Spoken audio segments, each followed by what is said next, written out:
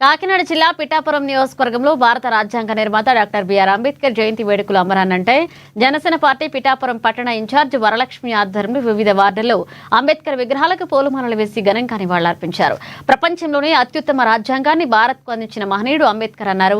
ఇక అణగారిన వర్గాల అభ్యున్నతి కోసం, అట్టడుగు వర్గాలకు సమానత్వం సాధించడం కోసం ఆయన చేసిన కృషి చిరస్మరణీయమని పేర్కొన్నారు. ఆయన చూపిన బాటలో నడవడం ప్రతి ఒక్కరి బాధ్యత అన్నారు.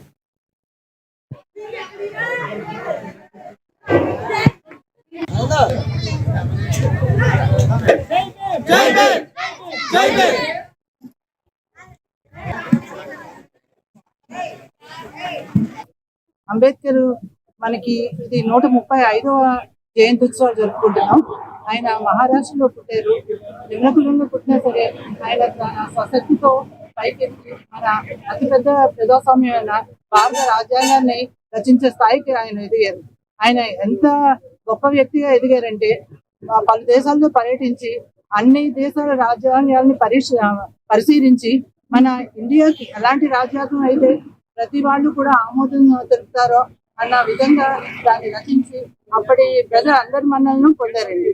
ఇప్పటికి కూడా మనం అదే రాజ్యాంగాన్ని ఫాలో అవుతున్నాం.